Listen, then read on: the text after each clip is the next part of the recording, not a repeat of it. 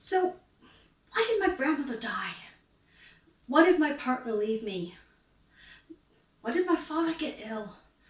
Why did my friend end up on drugs? Why?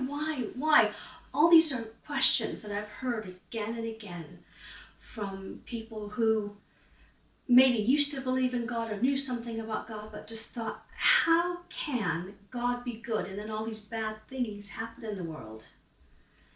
These types of questions have stopped so many people from believing in a good God.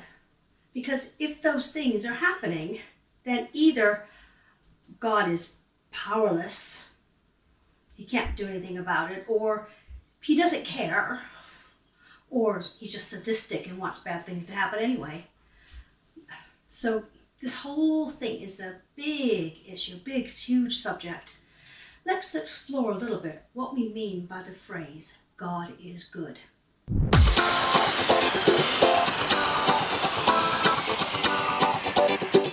Okay, so we all heard about dictators and what a dictator is like.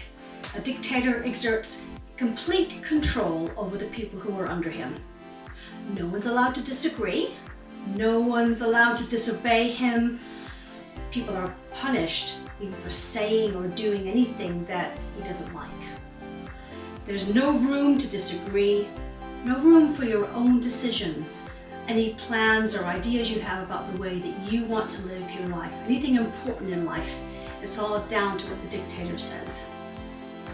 And even if a dictator occasionally makes decisions or commands that are actually in the best interests of his people, I don't think I know anyone who actually believes that any one person or group of people should exert complete control over the lives of the people who are underneath them.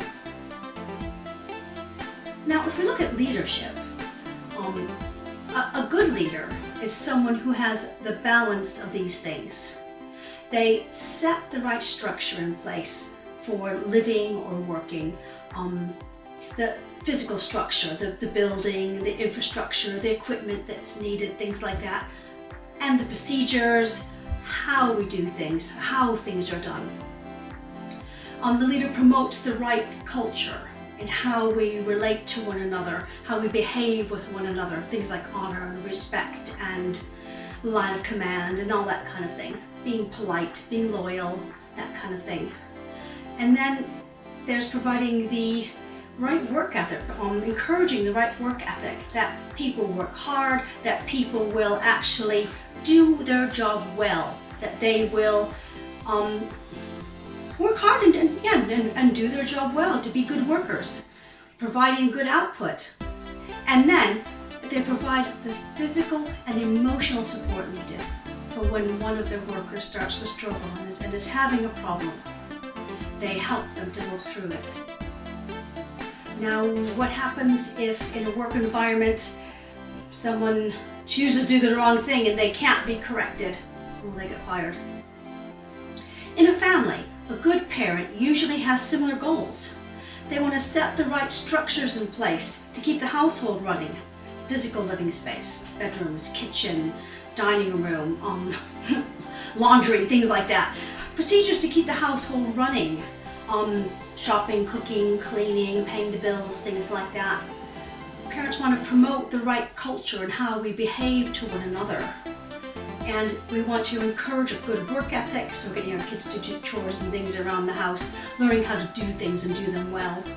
And provide the physical and emotional support when our kids struggle, when they're in pain, when they're ill, when they're upset about something. We want to be there to help them. And the result should be that kids grow up well-adjusted adults who contribute to society and become good parents themselves.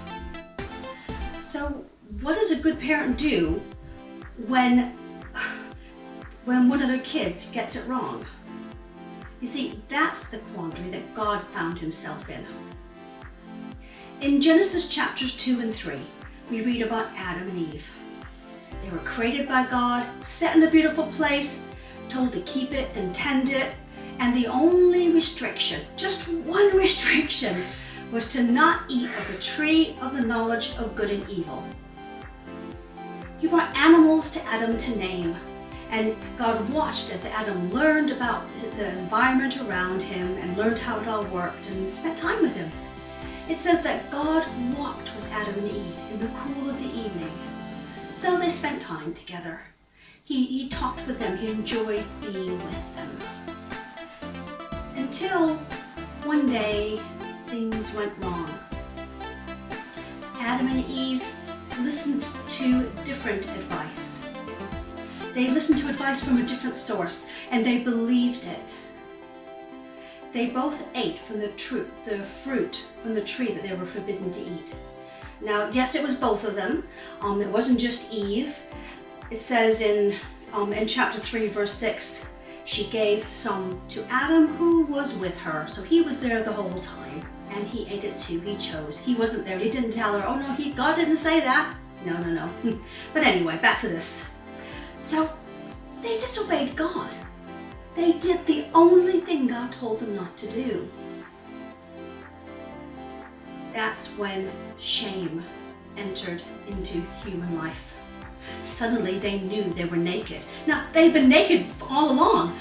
It says in the end of chapter 1 that they were naked and not ashamed. And then suddenly, we're naked. Oh no. And then God came for his walk in the evening. And for the very first time, they hid from him.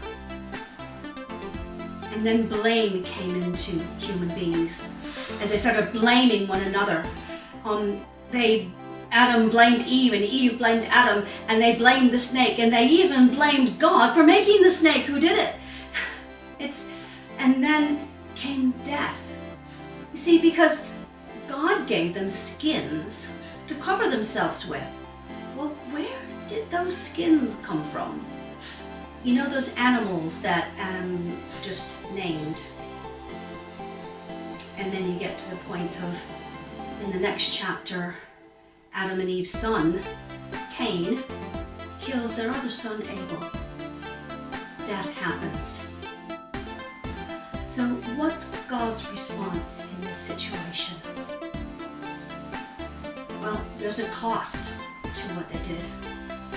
You see, an animal died, and eventually human beings would die as well. He allowed the natural result of their sin to affect them. He set them out of the garden.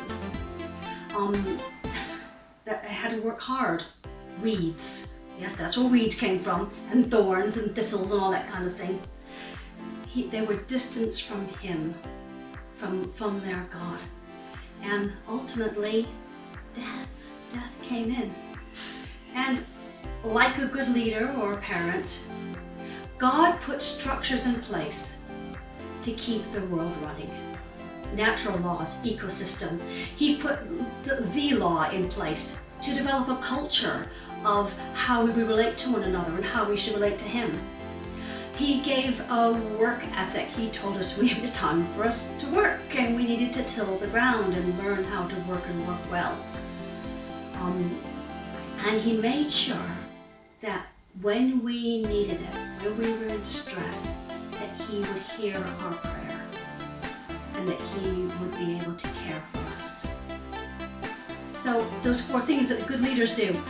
But he also did something more. You see, from the start, he could have made it so that Adam and Eve couldn't choose to disobey him. God's way of being good is that he gave us the choice. You see, being a good leader isn't being a dictator. It's giving the free will to choose for ourselves what we think, what we do, how we behave. Mankind, Adam and Eve, messed things up in their disobedience. I messed things often up in my disobedience. When they messed up, the whole of creation was thrown out of whack. Suddenly there wasn't perfection. There were weeds, there was weather, there was sickness, there was death. It wasn't God's desire for this. But God allowed us to live with the results of our choices. As my mom used to say, you made your bed, you lie in it. Except for this, he did something else that only the best of parents and the best of leaders would ever do. He gave himself and paid the ultimate price for their sin, for my sin. You see, Christmas happened. God himself took on skin and bone to live on earth like us, only without the sin. Good Friday happened, where God sacrificed himself to pay the price of our disobedience. And then Easter Sunday happened, where he conquered the power of death in our lives. And we, because of that, can know freedom from that death. When we say that God is good, it means often we want him to do what we want him to do. We want the world to work the way we want it to work. But you see, in order for that to happen, that means that the world has to work the way I want it to work. I want that light to turn green in front of me. God, make that light turn green, even though there may be somebody else coming the other direction who needs a green light, needs to get to where they're going faster. But what I need is more important. You see, but that makes God unfair. Or he would have to make us all like robots, where we weren't able to do anything that he didn't tell us to do. We'd all be programmed. You see, that way no one could choose to do anything bad to us, but then we couldn't choose either. So he'd be dictator. But instead, God is good because he allows us to choose whether or not to love him. And when we choose to love him, he becomes our good parent, teaching us how to live as he originally planned. In Psalm 24, verses 8 and 9, he says, "Good and upright is the Lord. Therefore he instructs sinners in his ways. He guides the humble in what is right and teaches them his way." You know, a good parent doesn't give his children sweets for dinner, because children need a balanced diet. They need vegetables and they need protein and carbohydrates. They need a variety of vitamins and all that in order to be healthy and grow. So my response when difficulties come and God being good to me in that situation isn't giving me what I want, isn't giving me sweets for dinner. When God is being good to me, it doesn't always look like I expect it to look, because he has a bigger picture of what my life and what I need and how he's going to use that in my life. God is good, and I can trust in his goodness again and again.